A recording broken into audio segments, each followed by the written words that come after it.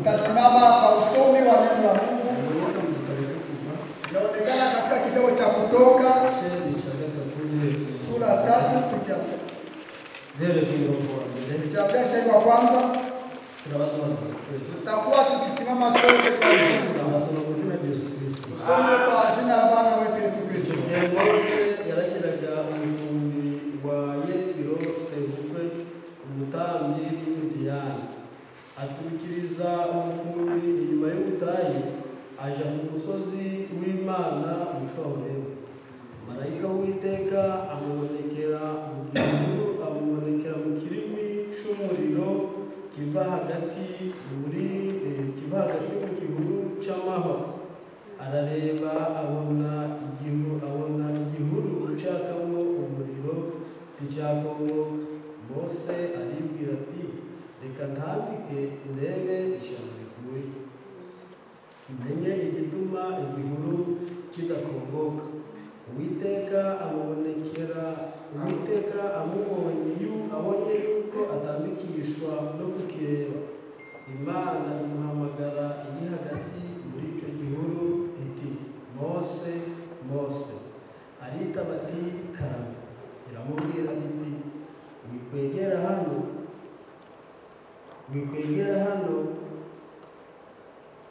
kandi kwetura inkweto mu birenge byawe, kuko aho uhagaze arahera. Kandi iti, ndi Imana ya so, Imana ya Aburahamu, Imana ya Isaka, Imana ya Yakobo. Mose yipfuka mu maso kuko atinye kureba Imana. Shairi ya 7. Uwiteka aramubwira ati, ni ukuri mbonye kubabara k'ubwoko bwanje buri muri Egiputa, nuko numvise gutaka batakishwa n'ababakoresha uburetwa, kuko nzi imibabaro yabo. Amen. Manuka Mwuka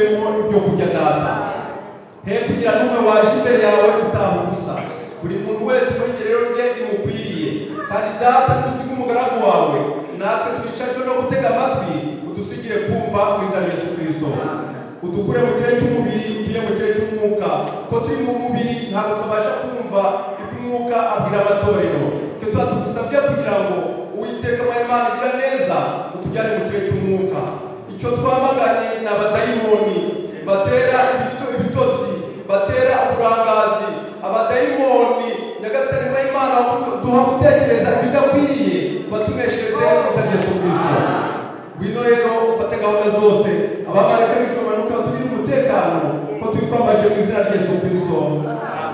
bashobora kwicara Unaweza keti. Imana itwirije Shukuru Mungu anaacha tunashinda. no kubona wiriwe n'iby'agaciro Na kuona umeshinda ni no adhabu. kubona uvuye mu rugo iwawe ukagera hano Unatoka nyumba kwako. wari ukwiriye gushimira Imana Ukaweza kumshukuru Mungu. abakoze umurimo mwiza muri iki cyumweru Waliotenda kazi njema kwa juma hili. basuye abarwayi Waliotembelea wagonjwa. ababasengeye Waliowaombea. Uwiteka abahimisha Bwana Mungu awabariki. mwakoze umurimo ukomeye Tenda kazi ya ajabu. ntacyo ubwanje Nami narayibona pekee niliona. nabonye amasengesho Niliona maombi yenu. izina ry'Uwiteka Jina la Bwana lipewe sifa. iyo mirimo rero Kwa kazi hiyo. Uwiteka yaturaritse Bwana Mungu atualike. kandi burya Imana ntabwo irarika gusa Mungu hawezi kualika kwa Imana Mungu. iraritse Na Mungu analika. ntabwo ifite ibyo Na kugaba mambo ya iyo kutoa. Imana iraritse Na Mungu ntabwo analika. ifite aho yicaza Na abashyitsi mambo iyo Imana iraritse wageni. iba ifite aho yicaza n'abanyururu Kawisha na manyunyumu. ushobora gutaha ubukwe Unaweza kwenda ndani ya harusi. ukabura aho kwicara Unakosa nafasi ya ukabura kukaa. n'ibyo kurya Unakuwa na chakula. ariko Imana yiraritse Lakini Mungu yake analika. ntabwo ibura ibyo gutaha ntabwo ibura aho kwicaza abantu Kaisha watu. uwaje wese rero Kuja yoyote. Branham ati Branamu eti. sadepa n'icyakuza Sawa na kitu ambacho niba kilikuletea. hari icyakuza Kama kuna kitu kilikuleta. urataha ukijyana Utarudi ukikichukua. buri muntu icyamuzana Kila mtu chenye inzara kilikuleta. yifite Njaa unayo. Imana irayikiza Mungu atakuponya ile niba njaa. ufite imvune Kama Imana iragukanda Mungu atakuponya. niba urwaye umugongo Kama unagonjwa mgongo. Imana nimukiza Mungu ni mponyaji. umubabaro wawe wose Maumivu yako ntabwo yote. midasi yawumara Hawezi. ntabwo shenari yawumara Hawezi. ahubwo Imana ishobora byose niyo mwishingizi Yeye wawe kusika na kila mambo. nongereho mbabwira ati Acha niongezee nikiwaambia eti umuntu wageze muri Amerika cyangwa se muri Kentucky Mungu aliwahi kufika Marekani wala Kentucky. akansanga hano Ananikuta hapa ku ruhande rwawe kwa upande wangu. ari mu buryo bw'umwuka Kwa jinsi ya kiroho. ari mu buryo bw'umubiri Kwa jinsi ya kimwili. ntabwo nahindutse Sikubadilika. ibyo narahiriye Ile niliapia mbere y'Uwiteka mbele ya Bwana Mungu. nta nibyo gihagaze Ile ningeenda simamia. kahise ndi kubivamo Pia sitalitoka ndani. icyo ndi gukora kuri ubu Natumika siku ya leo. ndi gukora amazoezi yo gusaba Imana ngo Nikukora ubwimenyerezi. inyongere imbaraga Niongezee nguvu. yongeremo Aniongezee kugira ngo niba nari ndi kuri kabiri kama niko. tera intambwe ngere kuri gatatu Piga hatua kwa safari ya kuko Mose sababu Musa cyangwa Yosuwa wala Yoshua mu gitabo cya Yosuwa ndani ya kitabu cha Yoshua harimo amagambo agira ati kuna igice cya gatandatu sura 6 igice cya cumi na kane umurongo wa gatandatu ya 14 hari umurongo uri kuvuga kuna shahidi akisema eti ko imbaraga zanjye kama vile nguvu zangu zameraga zilipokuwa ndi ku rugamba wakati niko kuvita ntabara kitetea gatabaruka amahoro rudi salama n'uyu munsi nikoze ikibi siku ya leo noneho bigeze hasa kwenye ndi gusaba umusozi ndi gusaba gakondo naomba urithi ndi gusaba ibihembo naomba malipo nukora umurimo wawe neza katika kazi yako vizuri uzagera naho kwishyuza ibihembo nafika wakati wa kuko kulipisha Imana yasezeranije ko izazihemba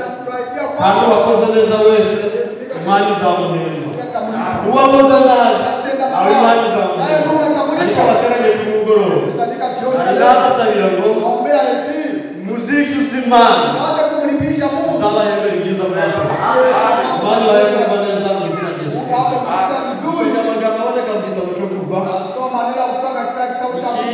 ni igitabo cyo kuva gikurikirana n'igitabo cy'itangiriro itangiriro ni itangiriro rya byose kuva ni ukuva kwa buri kintu cyose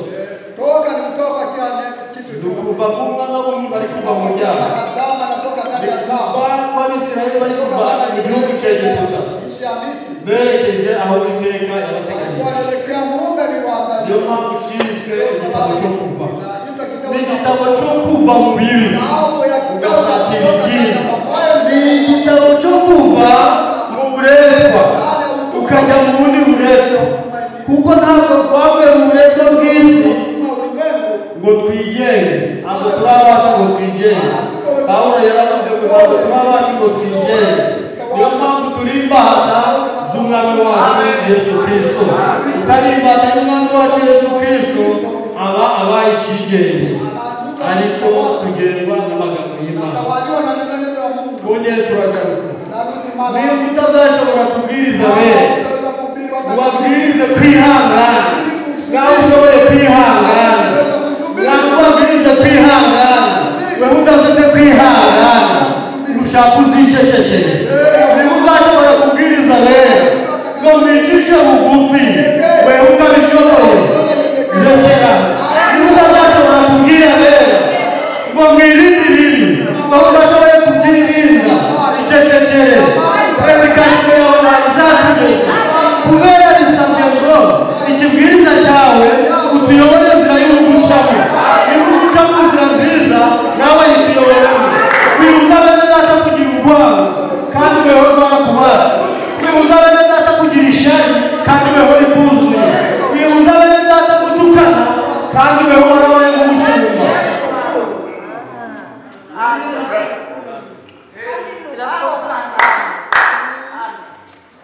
Yakobo aravuga ati, Yakobo akasema eti, hahirwa uwihanganira ibimugerageza, ariko hirya yaho nyuma yo kugeragezwa namara kwemerwa azambikwa ikamba ry'ubuzima.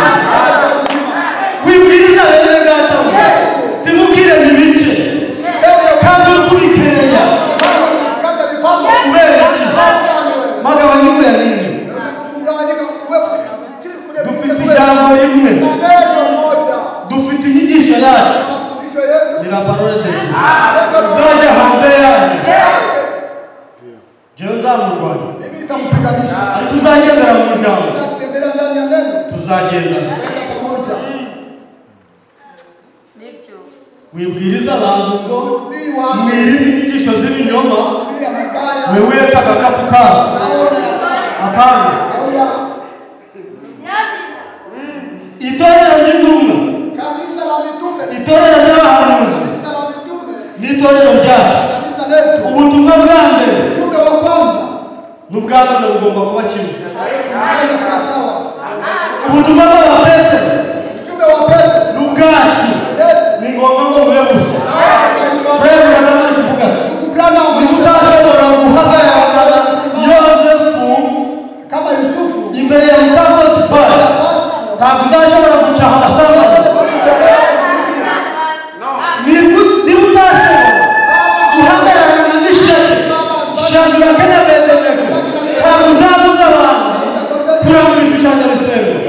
Ntabwo uhagararane nabo ureba ibyawe biri kugenderamo. Niba nawe ubyirinda, ubwo ntuzubyigisha rero.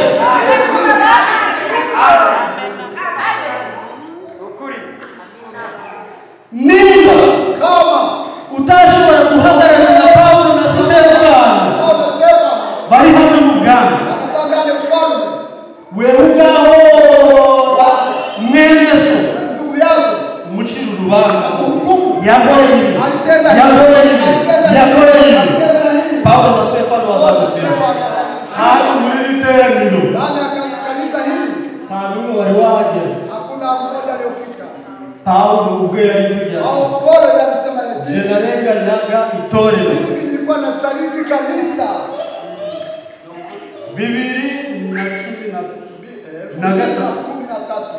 2013 Frère Frank yarateye ageze Damascus, fika Damascus, bamwereka ahantu wakamuonyesha nafasi Uwiteka yacakiranye na Sawuli. Alikutana na Sawuli. Sawuli ngari kwivugira, Sawuli akisema eti, narengaga kuboko bw'Imana, nasaliti kanisa, ariko mbanije kubona imbaraga z'Imana zingezeho. zinafika kwangu, ibyo Uwiteka yambwira byumvishije njyenyine, nihana njyenyine, kwiduka njyenyine, kwiduka njyenyine, kugira ngo ndaba uko mbwiriza iyo nkuru nziza nanjye maze kuyiconjomera. Maza wewe uconjomera amagambo y'Imana, ureba bwakunyuze winjirize kuyatubwiriza. Niba udashoboye kureka inzoga, wibwira abafurere kureka inzoga. Niba udashoboye kureka ibyaha, wibwira abafurere kubireka. Manza ubireke.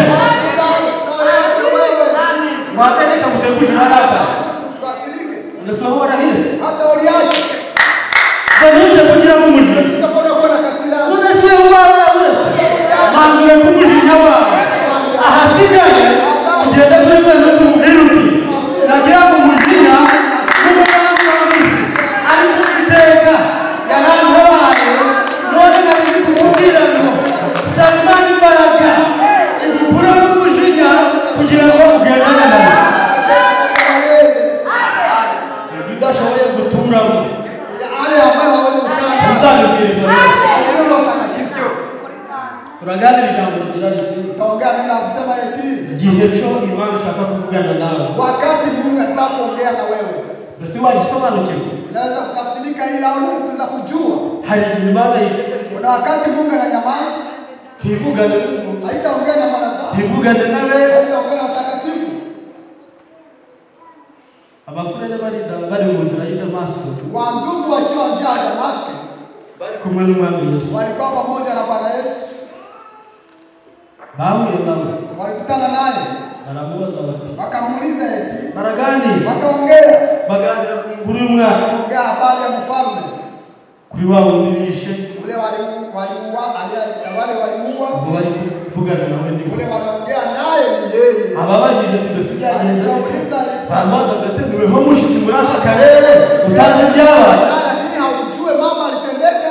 ku iherezo Kwa mwisho arabasezera akawaaga, arababwira ati genda akawaambia mimi nakwenda. baramubwira bati Akamwambia eti widusige usituache, ibintu tubwiye mambo natuambia biratunejeje yanatufurahisha, tugendane na nawe hata tuende pamoja na aranga wewe. ntabwo ndashaka Sema nawe no, sitaende pamoja na ariko wewe. usomye gakeya Lakini kisoma kidogo ngo kwari ukugira ngo arebe koko kwa kusudi ko imitima yabo kibifitiye urukumbuzi Gaenda shauri yake niba uri kugendana na mwene se niba uri kubana na bene se ukabana na bashiki bawe manza ko kurebe koko kuba afitiye urukumbuzi nawe bakaba bafitiye urukumbuzi uburebure buri muri wowe n'uburi muri bo burakururana maze igihe cyo kuzamurwa nikigera imbaraga izatubatura we na mwene se ntabwo izamusiga imbaraga izabatura mushiki wawe na mushiki wawe mwicaranye ntabwo azasigara kuko muri ku murunga gusa sababu nakuwa kama moja.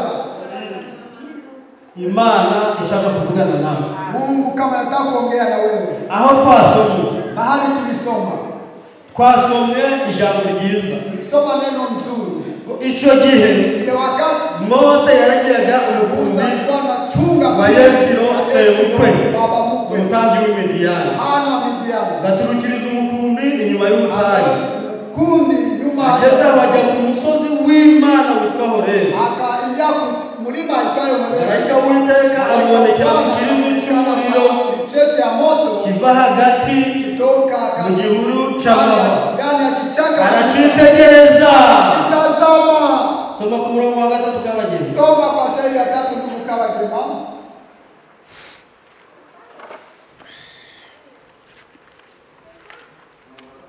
Shairi ya 3. Mose aribwira ati Musa reka ntambike ndebe ishyano riguye ona ambayo inaanguka.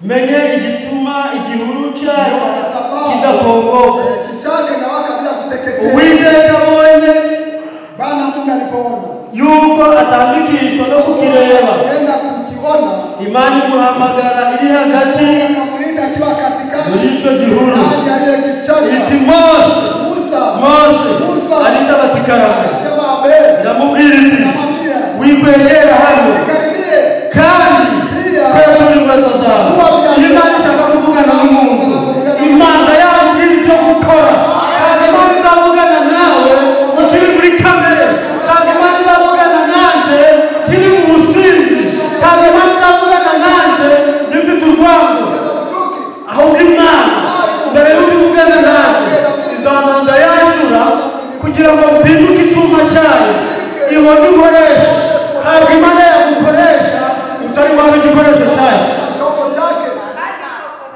numara kuba igikoresho cy'Imana n'Imana izaguhindura igukoresha hari indirimbo iri kuvuga ngo mvugutira kandi uncure umbindure icyuma cyawe kugira ngo ubone kubona umukoresha.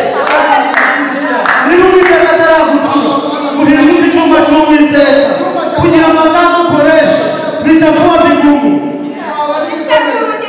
Kugira ngo ukorane n'Uwiteka nuko agomba kubanza yaguhindura akakuvana muri kamere, akakuvana mu bwoko bwanyu, akakuvana mu byurimo, akakuvana muri kamere akagushyira mu kirere cy'umwuka. Imana ikoresha abanyamwuka ntabwo ikoresha abanyamubiri, kandi Imana ituma abanyamwuka kujya kubwira abanyamubiri gutunganira Imana. Kubera iki? Sababu gani? Umuntu utuye mu mubiri, Mungu anayeishi ndani ya mwili araruhisha, anachosha. kugira ngo Imana ikorane nawe Kusudi Mungu atumike pamoja naye ushobora gukunda. haiwezekani. Imana ikeneye kugukoresha, Mungu anahitaji akutumikishe, imajije yaguhiye lakini akianza kukubadilisha, kugira ngo Imana ivugane nawe, Mungu aongee na wewe, kumanza yagukurura, akuvuta ikagukurura, ikagukurura, ikakuvana iwanyu, ikakuvana muri kamere, ikakuvana mu bwoko bwanyu, ikakugira ishanga ryayo kugira ngo wowe igukoreshe. Imana yakukura mu kirere cy'umubiri igushyira mu kirere cy'umwuka kugira ngo ibone uko ikorana nawe uri mu kirere cy'umwuka. Ntizashobora kugutuma ubone mujyane. Itegereze neza, yenda gukoresha Yona. Yona yashatse gutoroka Uwiteka, turahaca twihuta.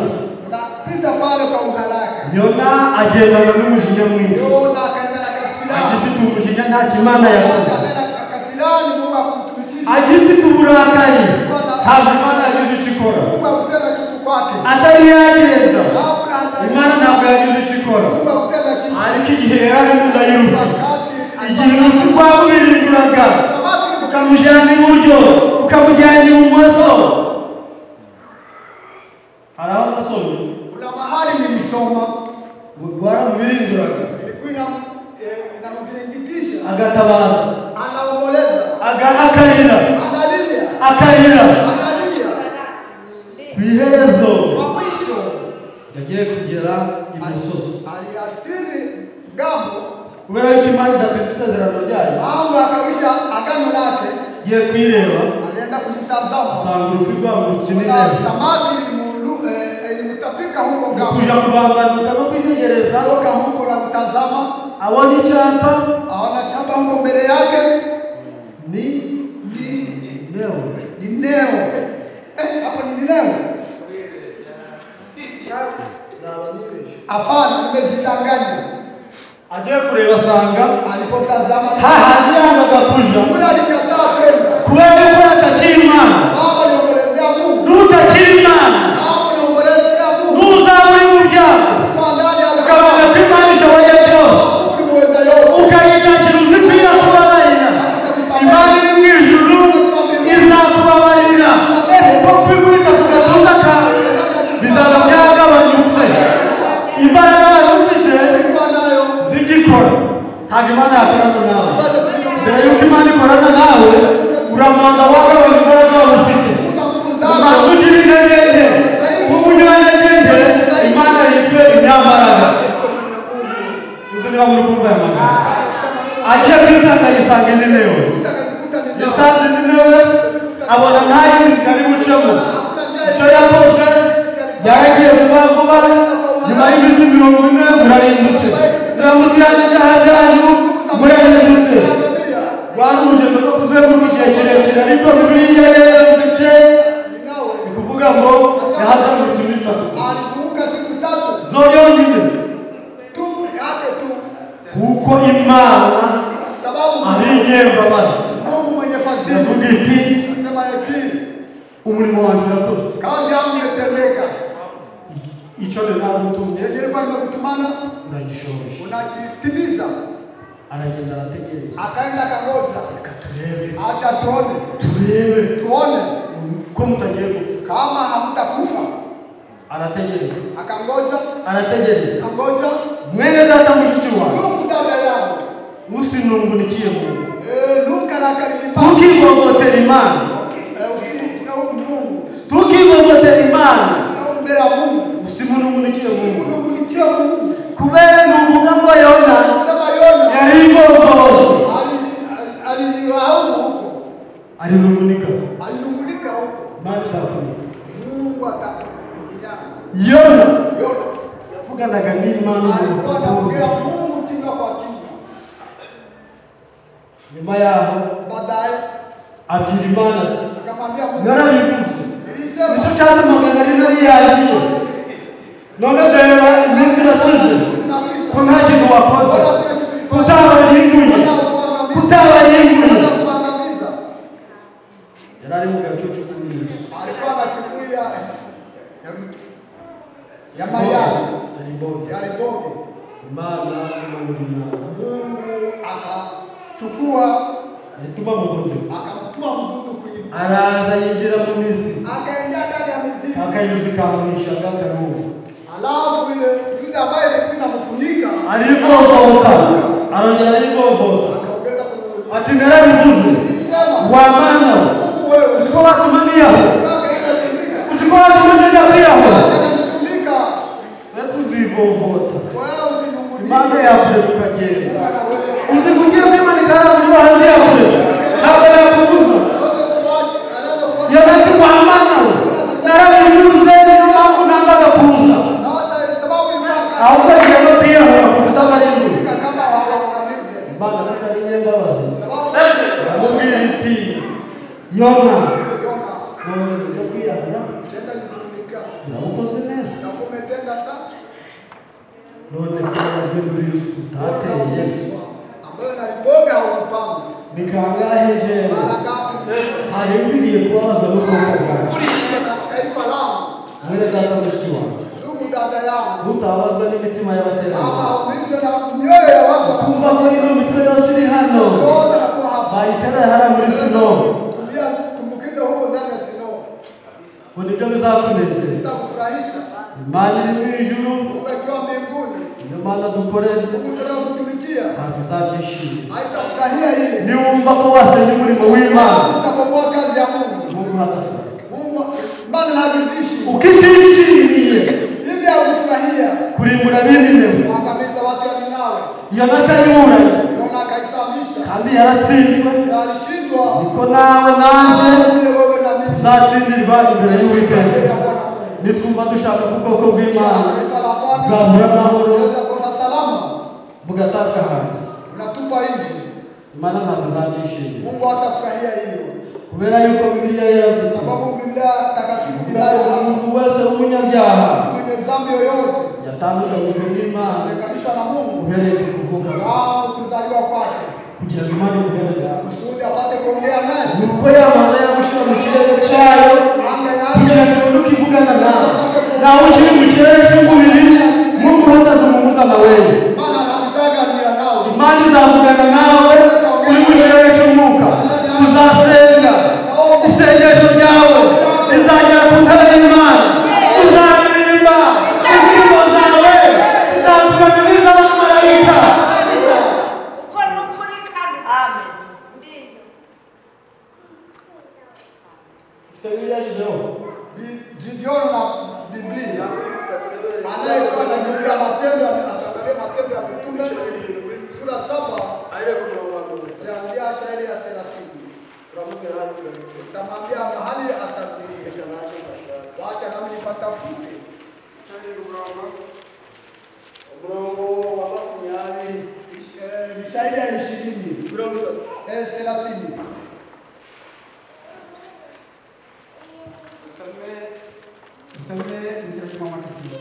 Amen. Miaka 40 ishize malaika amubonekera ubiri by'umuriro. Imyaka 40. Miaka 40 ishize ikikwisha. Niyo wamara imyaka 100. Hata tunamaliza miaka 100. Niyo wamara 70. Hata 7. Niyo wamara 90. Hata 9. Fa kuba wizeye kuri. Kwa unaamini kweli. Imani izagushaka. Mungu atakutafuta. Izavugana nawe. Ongea na wewe. Ari ukuyizeye. Kama unamwamini. Ari ukuri mu kirere cyane. Anga yake. Uko wabungana bwose. Mahali uwayo Nawe kuri umusaza. hata unakauka mzee. Endelea. Imyaka 40 ishize, imyaka 40 ishize, marayika amubonekera mu birimi by'umuriro waka mu gihuru mu butayu bwo ku musozi wa Sinayi. Mose abibonye biramutangaza, akibyegera ngo abyitegereze, yumva ijwi ry'Umwami Imana riti, ni nge Mana y'abasekuruza bawe, Imana ya Aburahamu, Imana ya Isaka na Yakobo. Mose ahinda umushyitsi ntiyatinyuka. Ahandi Biblia iri kuvuga iti, Ndipo Biblia nasema ahandi twasomye pale ambapo tulisoma. ngo nuko Mose yipfuka mu maso Hapo Mose kuko atinya kureba Imana. akaogopa kuona Utari watinya mu maso h'Imana watu wa Mungu ukavuga ngo uzahangana nayo, bana naye Mungu atakuniga. bali ya picha. Reka guhangana n'Imana. Hata kupambana na Mungu. Niba hari icyo Imana ivuze nuko ari icyo yasezeranije kuva kera, ijana ataravuka ndetse na se wamubyaye atarabaho, hari ibyo Imana yagambiriye. Natwe hano muri Kentucky hari icyo Imana yagambiriye ku itorero kugira ngo igisohoze tuogope Mungu. Kugira ngo Imana igisohoze mbere y'uko igira icyo ukora cyose banza wigeze ngo nuko Mose aratinya, ahandi ngo yipfuka mu maso, hano ngo ahinda umushyitsi. Pawulo ati mukorere Uwiteka muhinda umushyitsi, muzabona bene data bari gukurura. Ntabwo ari ubutumwa, sio ujumbe. mwumve neza aya magambo. Sikia vizuri maneno haya. Nimubona abafura bari gukurura amashati Kama wanapokutana mashati. ngo ndasi kugira ngo uvuge ngo wanyica Unasema unaweza kuniua. kubera ubutumwa Sababu ya ujumbe basi. wabwizeye nanjye ndabwizeye kandi mukuzize. Hashobora kuba hari quelque chose Kuna kitu kitazwi n'ahategeka, ambacho hakijui na hategeka. kitazwi na Eli. Tuliwa na Eli. Mwebwe babiri Ninyi wawili mnakijua mnachizi. gukurura amashati kwa Adidas na Mashati Gerard na Gerard. ntabwo azongera kuba umukozi, Hata ungeweza kuwa mtumishi. ntabwo azongera kutubwiriza, Hata ungeweza kutuhubiri. ntabwo azongera kutuyobora, Hata ungeweza kutuongoza. ntabwo azongera kudutangariza ngo Kutangazia igihe cy'imirimo kirageze. kazi nafika. Kubera icyo gukurana amashati Kutana mashati. si umurimo w'Imana. Sio kazi ya Mungu. Pawulo ati Bora ni ikindi kingine mugikure hagati yanyu. tuondoe kati yenu. Umuririmbyi yaragiye Mwimbaji alimba eti kuba pasitori kuwa pasta ntabyakujana mu ijuru, haiwezi kuchukua mbinguni. kuba umuririmbyi Kuwa mwimbaji ntabyakujana mu haiwezi ijuru, kuchukua mbinguni. kuba umubwirizabutumwa wanasigara, Yote mbali. ahubwo ikizakujana mu ijuru Na kuwewa mbinguni. ni kimwe, Moja. ni ukwizera ukuri. Kwa nini kweli? Branham ati Branham eti umubwirizabutumwa uhubiri injili ni impano. ni karama. Iyo mpano warayihawe yo kubwiriza Karama ubutumwa. ya Iyo ulipewa. wabwiriza inyenyeri zo mu ijuru zikamanuka Shuka mbinguni. ni impano, Ni karama. ariko iyo mpano ntiyagukiza. Iyo mpano yakujyana mu ijuru, kizakujyana mu ijuru ni ugutura mu ijambo ry'Imana. Naho nudatura mu ijambo uzasigara, utuye mu ijambo uzagenda, ariko nudatura mu ijambo Kama uishi neno la Mungu utabaki hapa. utawasigara nani? Nifurije rero kuri mugoroba kugira ngo Imana ivugane natwe duture mu ijambo ryayo, kugira ngo Imana ivugane natwe duhinde umushyitsi imbere y'Uwiteka, kugira ngo Imana ivugane natwe nitwumve ijambo ryayo, dupfuke mu maso hacu, tugenzure imibereho yacu niba isa n'ijambo, nitusanga idasa n'ijambo dusaba Imana ngo Mana we turatsinzwe, dutsinzwe n'ijambo, dutsinzwe n'urubanza, none utayagaruka kuri uyu mugoroba dutabare, kuri uyu mugoroba tugirire impuhwe. Gusaba Imana kuri uyu mugoroba nitugirire impuhwe ababisabye hamwe nanjye ni bande. Imana ibibahe mu izina rya Yesu Kristo. Nandi kubaganiriza ijambo rigira riti kugira ngo Imana ivugane nawe, kugira ngo Imana ivugane nawe nuko ugomba guca bugufi imbere y'ijambo ryayo. Kugira ngo Imana ivugane nawe nuko igomba kumana yagushira mu kirere cy'umwuka wayo.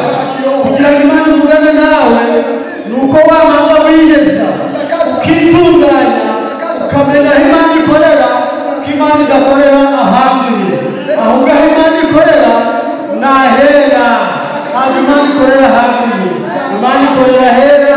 Niyo mpamvu yavuze ati ujya mu nzu y'Uwiteka urinde iminwa yawe n'ikirenge cyawe utavuga iby'uburiganya, kandi bigatuma usitara ku ijambo ry'Imana. Mbifurije abera kuri uyu mugoroba kugira ngo mwiyegereze Imana mu magambo yayo, wishaka gukorana nawe, kuvugana nawe, witunganiye, ubuhindishwe umushyitsi n'ijambo ryayo, kandi uyitinya udahangana n'Imana. Abateranye kuri uyu mugoroba bifurije guca bugufi imbere y'Uwiteka. Imana ibahe, tubifurije umugoroba mwiza mu izina ry'Umwami wacu Yesu.